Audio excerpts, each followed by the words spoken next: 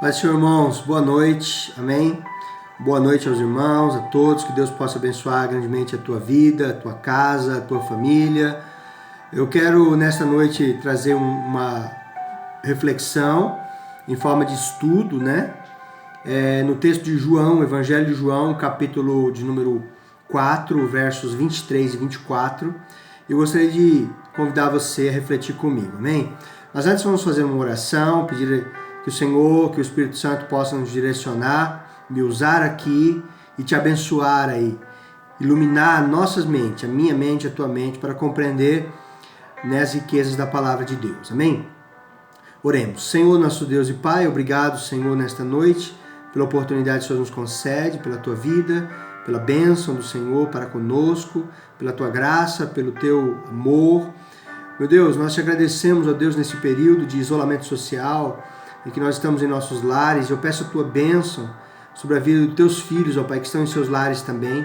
Guarda, meu Deus, a cada um deles, livra de todo mal, livra, meu Deus, da contaminação deste vírus, ó Deus, e de todas as complicações também, meu Pai, que isso envolve. Eu peço a tua graça para que o Senhor possa vir suprir cada necessidade dos teus filhos. Em nome de Jesus, te peço, Senhor, nesta noite, e já te agradeço. Fala conosco, ministra o nosso coração.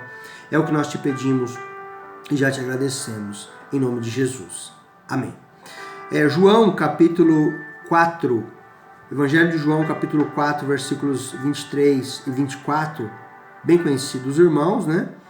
Que diz assim: mas a hora vem, e agora é, em que os verdadeiros adoradores adorarão o Pai em espírito e em verdade, porque o Pai procura a tais que assim o adorem. Deus é espírito, e importa que os que o adorem em espírito e em verdade. Amém? Muito se fala, né, sobre essa palavra. Eu mesmo já ouvi bastante, já também falei bastante, ministrei bastante sobre ela, mas o que seria verdadeira adoração? Ou quais as características do verdadeiro adorador, né? Isso é fundamental para a vida cristã. Nós vivemos uma época, irmãos, em que há bastante conhecimento disponível da palavra. E ao mesmo tempo, há muito desconhecimento por parte de muitos irmãos, né, da igreja, em relação a algumas coisas fundamentais da palavra de Deus, né? E mais uma vez eu pergunto, o que seria a verdadeira adoração? Quais as características do verdadeiro adorador? Uma coisa é fato, irmãos. Pela experiência, a gente entende que estudar e receber ministração é bom, importante, claro, ajuda e é fundamental, porque a Bíblia diz que a fé vem pelo ouvir, e ouvir a palavra de Deus. Mas muitas vezes nós só vamos entender de fato alguns conceitos, alguns princípios bíblicos quando nós vivenciarmos na prática. E eu não quero dizer que a prática ela é mais importante do que a Bíblia, né, como alguns colocam, né? A prática, na verdade, ela confirma a palavra, né? Então nós aprendemos, e aprender não significa viver. Não significa que todos aqueles que sabem vivem. Mas viver com carência de conhecimento, de entendimento, também pode provocar alguns erros, alguns exageros e até alguns zelos incoerentes que a Bíblia não ensina. Isso traz também, em certa medida, um pouco de sofrimento às vezes, né? Por desconhecimento. A Bíblia diz: errais por não conhecer as Escrituras nem o poder de Deus. Mesmo com graça, com oração, sem conhecer as Escrituras,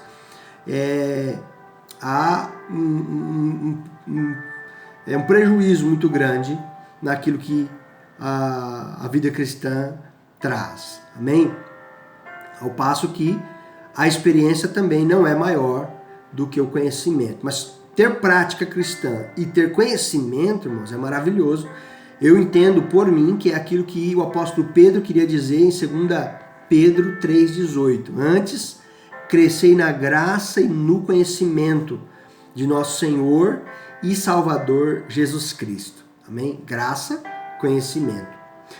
Jesus está falando com a samaritana, os irmãos conhecem a passagem, ele tem aquele diálogo com ela e fala sobre a verdadeira adoração. Aqui existe uma questão entre judeus e samaritanos. O samaritano era um povo misturado, miscigenado, que surgiu lá no primeiro cativeiro, o cativeiro assírio, quando o Reino do Norte foi levado em cativeiro, e na verdade ele não foi nem levado, ele foi espalhado, desmontado e nunca mais tornou a ser povo de fato, povo de Israel. Né? Israel ficou sendo representado de fato apenas com o Reino do Sul, Judá, com a sua capital em Jerusalém, onde estava o templo. E os samaritanos misturaram-se com vários povos, porque assim era o costume do Império Assírio. E aí havia muita confusão, porque os samaritanos, eles acreditavam na lei de Moisés, mas eles não acreditavam nos profetas que foram enviados depois. Para eles, profeta era só Moisés, e quando se falava de um profeta, se falava sobre o profeta que havia de vir, que era aquele profeta que Moisés havia falado, havia profetizado lá em Deuteronômio. O Senhor vosso Deus vos dará um profeta semelhante a mim, a ele ouvireis. Então, era o Messias. Para eles, profeta era Messias, era o Messias. Não tinha outro profeta. Eles não acreditavam nos profetas como os judeus, tá certo? E aí, tanto é que num determinado momento, Jesus fala sobre a vida daquela mulher, tivesse 5 maridos, e esse que tens não é teu marido e tal. Ela diz, Senhor, vejo que és profeta. Ela já começa a entender alguma coisa ali em relação ao fato de Jesus ser o Messias.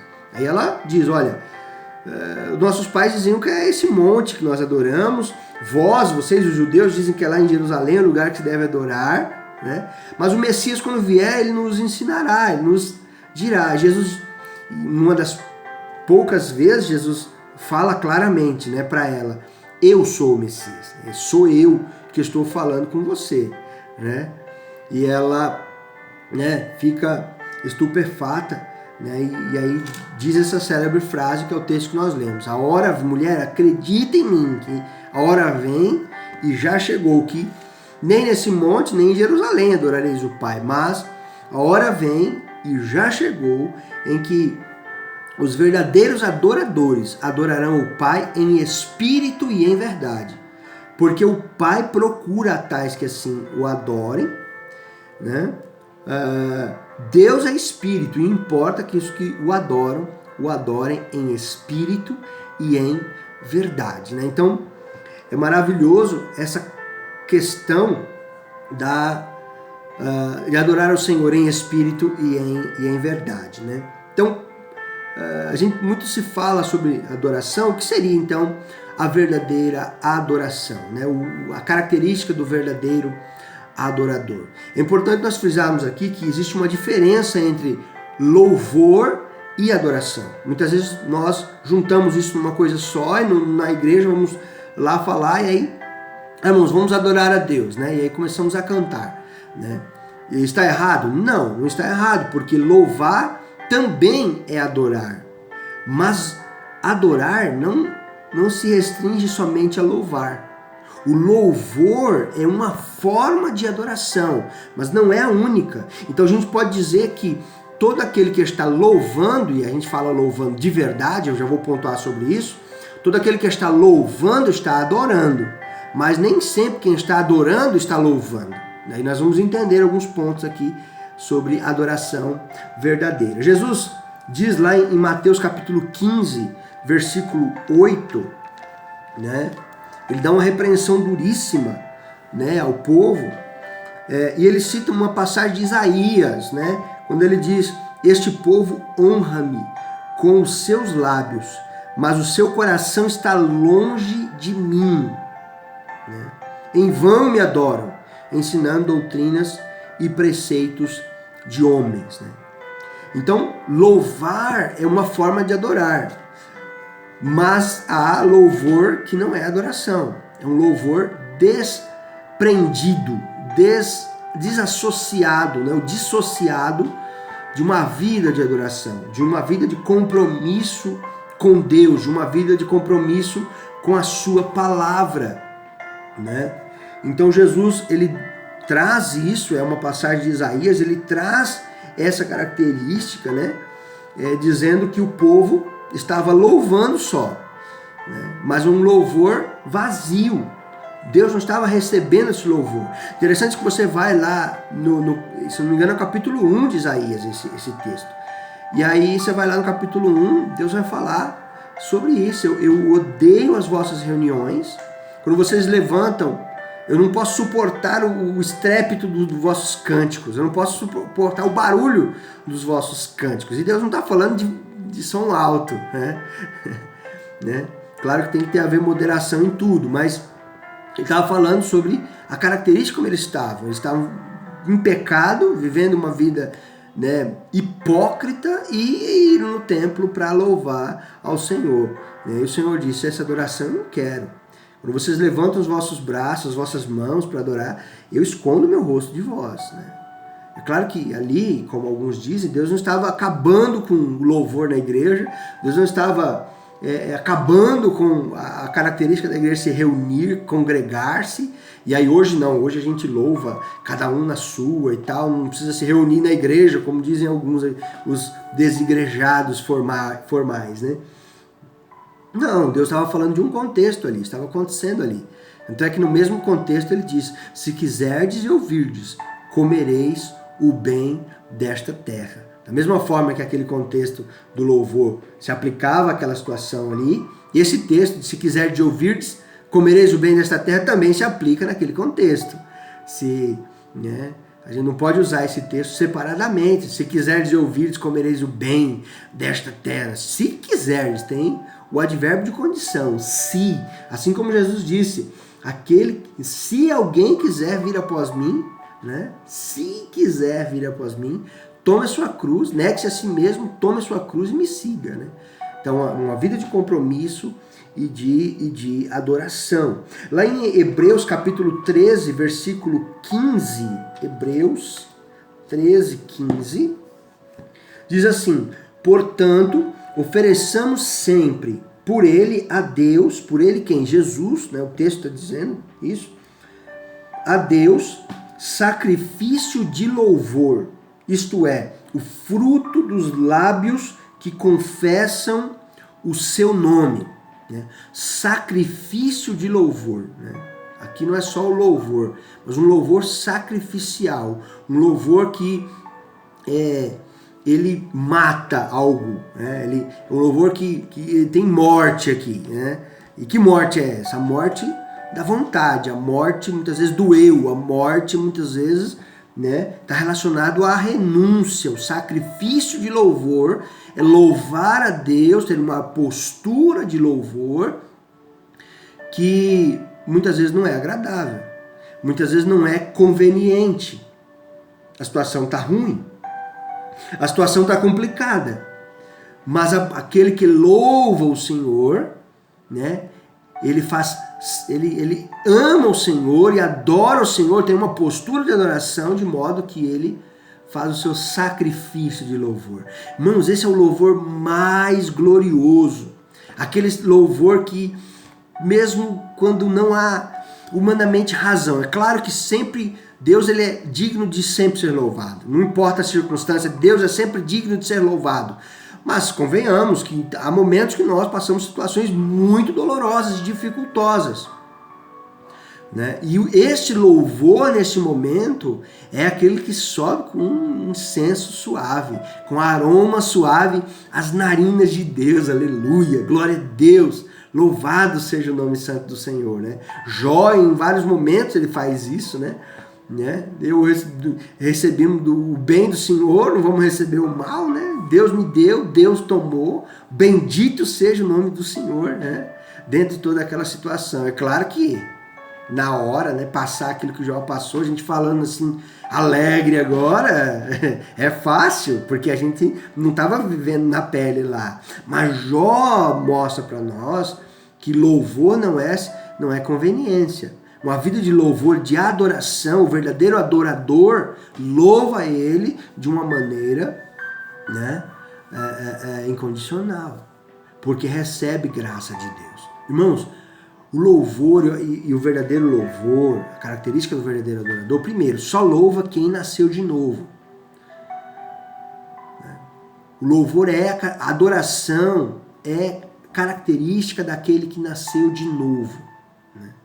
Daquele que tem uma vida transformada, recebeu uma nova natureza, nasceu da água e do Espírito, né? Como Jesus disse para Nicodemos. Esse tem uma vida de louvor. Irmãos, nós precisamos cada dia buscar isso. Se tem dia que a gente não está com desejo nenhum de louvar, desejo nenhum de adorar, coloque a sua mente aí para funcionar e diga: Senhor, eu preciso te louvar, eu preciso te adorar.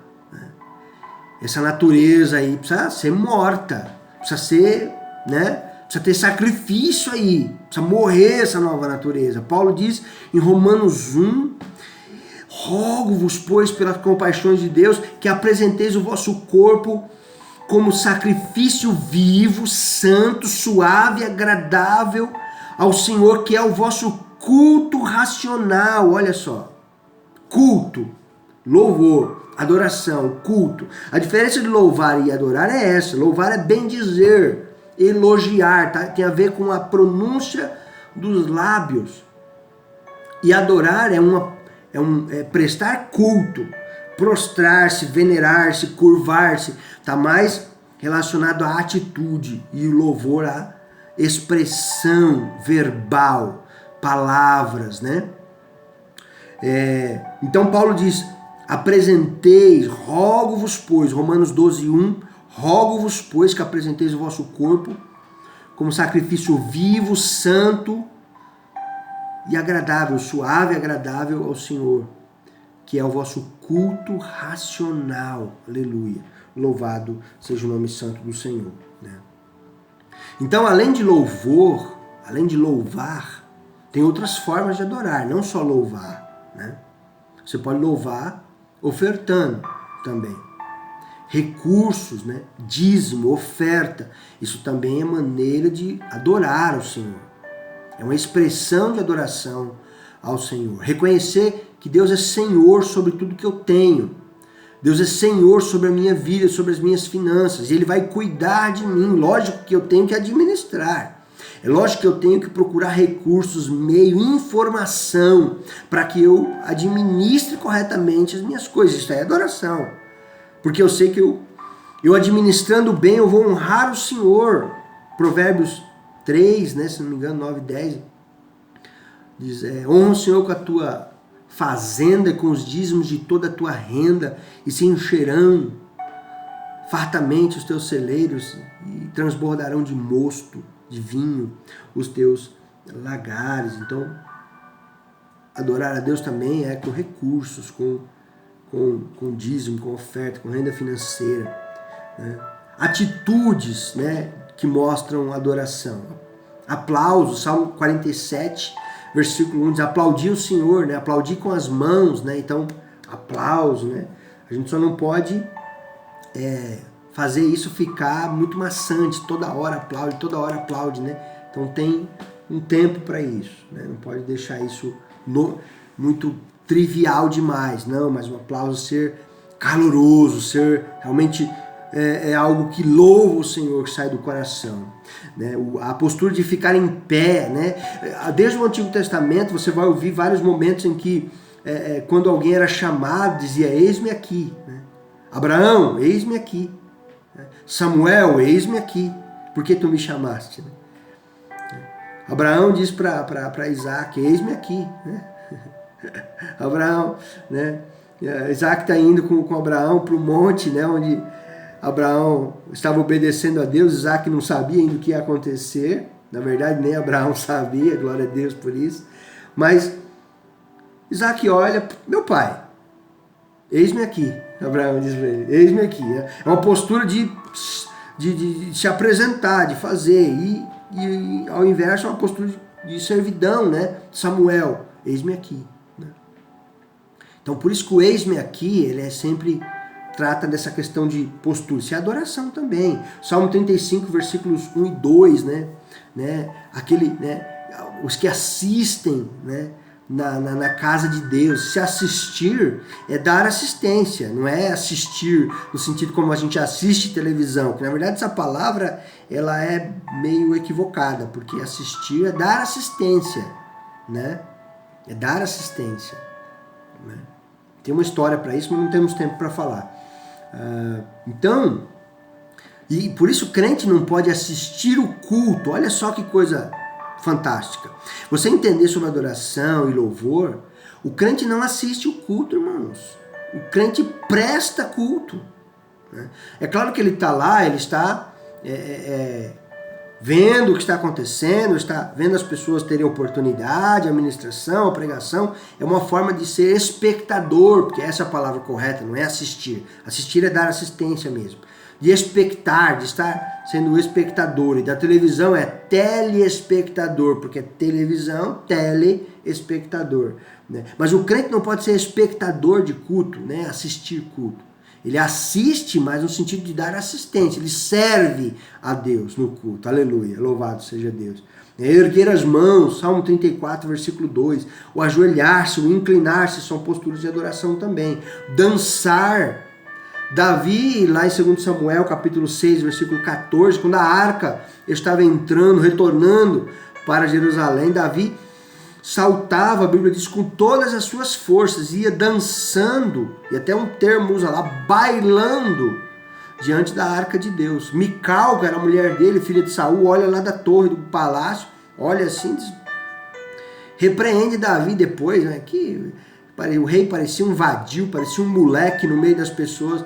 Davi disse para ela, olha, eu vinha adorando o Senhor, eu vinha, se eu me tornei vil diante dos seus olhos, eu quero dizer para você que diante de Deus eu vou me tornar cada vez mais vil. O que ele quer dizer com isso? Quer dizer, eu quero me humilhar cada vez na presença de Deus, porque Ele é Senhor, Ele é o Senhor da minha vida, o meu Deus.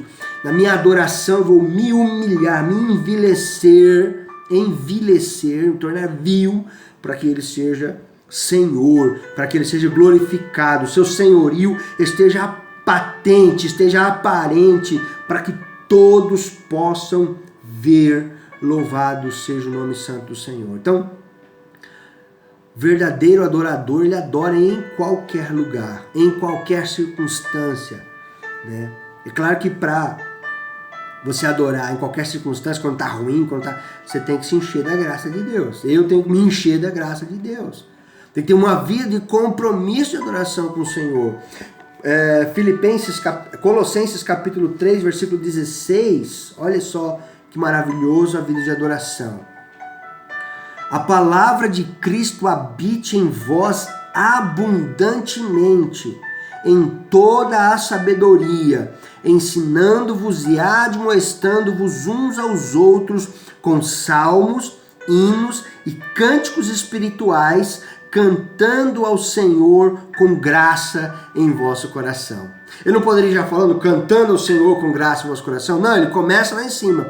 A palavra de Cristo habite em vós abundantemente. Uma palavra que nos enche de fé, nos enche de poder e de graça. Louvado seja o nome santo do Senhor. Aleluia. Para que a gente possa louvar com salmo, com hino, com cânticos espirituais, cantando ao Senhor e exortar uns aos outros também dessa forma, com salmo, com hino, com cânticos espirituais. Se a gente for para Efésios 5:19, ele vai falar isso também. Efésios 5:19. Falando entre vós com salmos, hinos e cânticos espirituais, cantando e salmodiando ao Senhor no vosso coração. Mas olha o versículo 18. Não vos embriagueis com vinho em que há contenda, mas enchei-vos do Espírito. Louvado seja o nome santo do Senhor. Verdadeiro adorador, aleluia, que Deus possa nos fazer, a mim e a você, querido, verdadeiro adorador, que adora o Senhor em espírito e em verdade a cada dia, em nome de Jesus. Deus abençoe sua vida poderosamente. Deus abençoe. Uma boa noite na paz.